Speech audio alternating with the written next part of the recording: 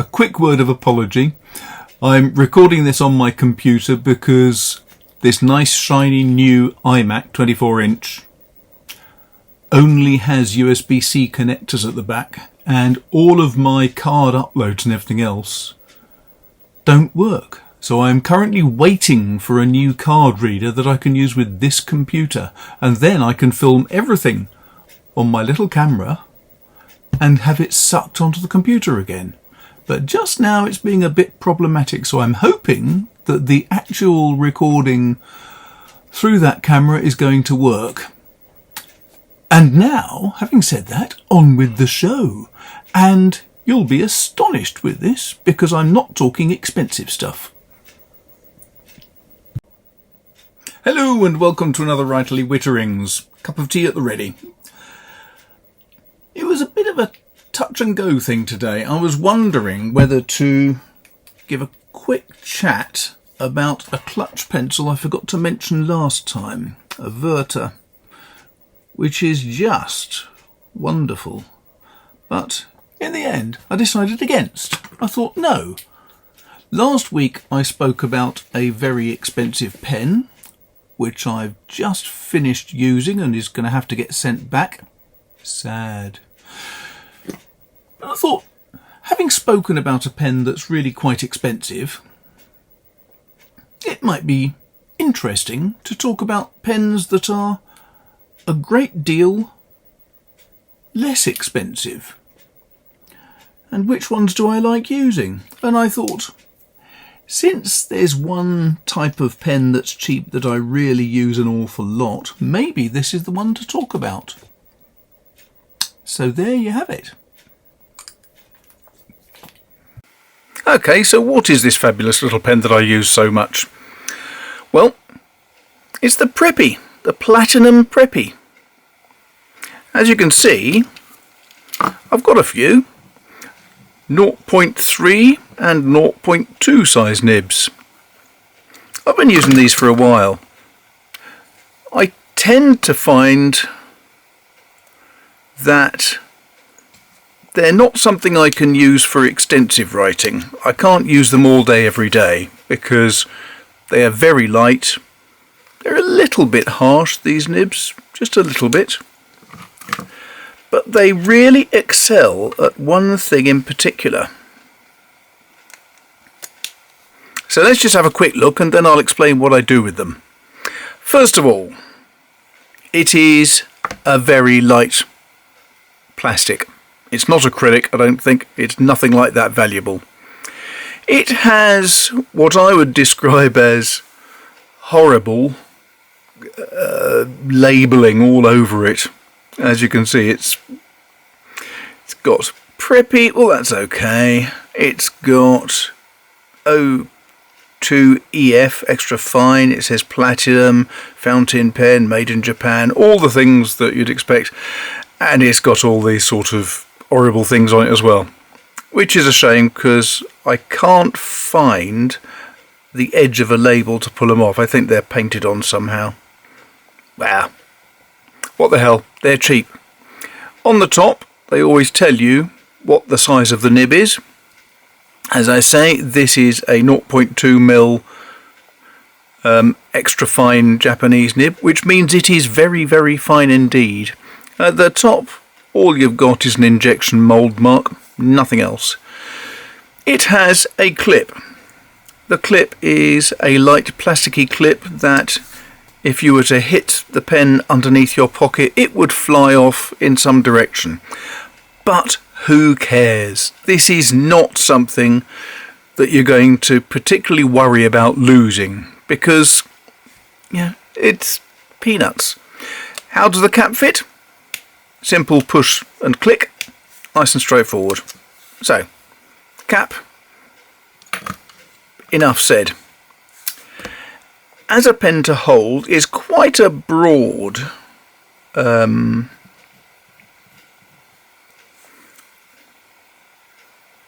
section here.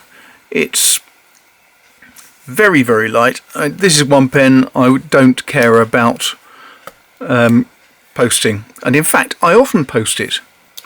Again, I'll come to that in a minute. How do you fill it? it takes non-standard, let me just demonstrate here because I've got one in this one. I haven't opened this pen yet. This is 0.3mm, and here is a 0.3mm, I think black, ink cartridge. It is not international standard design, which is sad, but you know, these things happen. But even though it's not standard international design and you have to buy Platinum's own refills, there is a fix. Because in here I have put in, and I cannot get it out again, but it's a little converter. And that means I can use standard international ink cartridges in this pen. And in fact it worked so well, I've put one in this pen as well. The nib is not particularly pretty. It's stainless steel. This one says 0.3mm. It's not a particularly smooth, nice pen to use, I will say that. But these pens are very functional. Now what is odd is I find that the 0.2 is actually better than the 0.3 in terms of feel for me. Very personal thing, but for me it just feels that little bit better. Sorry, I've got a dog just decided to lie on my feet. So let's put some ink into it and show you how it writes.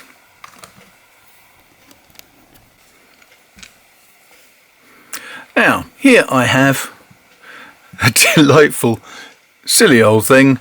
It is an old Waterman's ink holder. So, I don't know when this must have been made. It was probably 1920s or something. In here I have a whole bunch of different ink cartridges. That's a dark brown. No idea what that is. No idea what most of these are, to be fair. I think generally they should be blacks. So I'm going to leave the dark brown. Actually, no, I'll use the dark brown because I can utilise this very shortly. Because you see, the thing I love about these pens is they are very cheap. They are really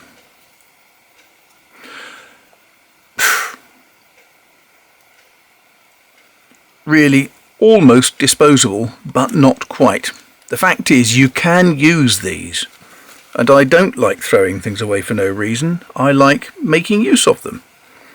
This is the sort of pen that you can use, but you can lose it without feeling guilty or upset. So, as you've just seen, I've inserted the international cartridge there. I now need to get some ink flowing, so I'm just going to squeeze it a bit. Squeeze it a bit, and you can see the ink is now coming through in the feed.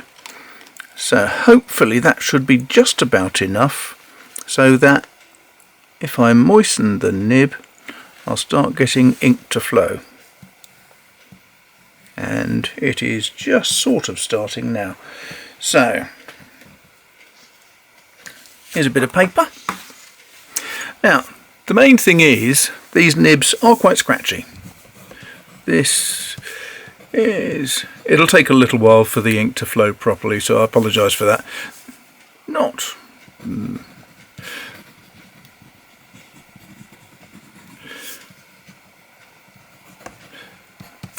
it's not the smoothest at all. Who cares, eh? Because this is ideal for sketching. When I'm out and about, I will often take one of these because it is a very good alternative to my usual pens. What are my usual pens? Well, I tend most often to use one of these, which is a Copic multiliner 0.03, and it is delightful, just delightful to use. Really, really good. I can sketch, I can shade, I can do what I want, and when I'm finished I can wash over it with a watercolour and the colour will be stable. What is, to my mind, one of the best things is the nib is replaceable. I've got a spare nib, and also the ink cartridge is replaceable. So actually when you buy one of these, you're not buying a completely disposable item, although the ink cartridge of course is a lump of plastic which still will end up in landfill. But what I like is these pens, not as good as the Copic for things like watercolour, because it depends on the type of ink cartridge you use, but not all ink cartridges are going to work. Very often, like with this, they will not be waterproof and they will smear when you put some water over the top. However, who cares? This is something that is convenient for just taking out every now and again when I'm out and about sketching. I can use this to make a quick outline of a view that I'm looking at, with a stream and trees and some rocks and some ancillary stuff, possibly a house in the distance with a chimney or two. And this is just great because I don't care if I lose it. But it is still a platinum. That means writing. Now, if you like really extra fine writing, which means you can go very small, then one of these is ideal. And the main thing about these is that you can buy them and give them to other people. You can take it into work and use it in the office and not worry if someone else nicks it. But it is quite a handy way of getting into using fountain pens. So if you've got someone who's sort of interested, this could be the ideal pen for them. If you yourself are interested in fountain pens but don't want to take, for example, a damn expensive Viscontian to work, then you have an alternative that only costs peanuts. Now yes, there are more expensive pens.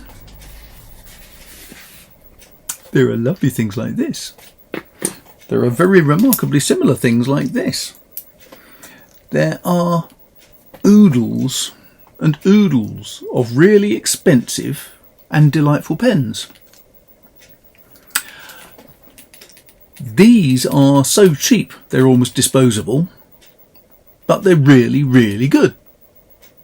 So if you want something that is not actually disposable because you can refill it, something where you can use universal converters, so you can use any standard ink cartridge from Diamine or anybody else, J. Urban or any of the other firms, these are just such an easy, simple option and really, really effective when you're using them. So there you go. Not everything I do is necessarily expensive. Some things are cheap, like me. Thanks a lot for watching. Hope that was enjoyable. Do please let me know if you've got any questions, and don't forget to hit the like and the share and the bell and all the other stuff that you know about. And I would just like to say one quick little thank you for my supporters on Patreon, because this year has been very difficult and Patreon has been... That was probably a Patreon phoning me there. No, it wasn't. But it's a very handy way to support this channel if you so wish. Or you can, if you like, send a donation through the PayPal link that's down at the bottom. However, thanks to all those who are supporting the channel, because it's a bit expensive trying to do this all on my own. So I appreciate your help. And that's all for now. Who knows, maybe next week I'll be talking special Verta clutch pencils again, because they really are superb.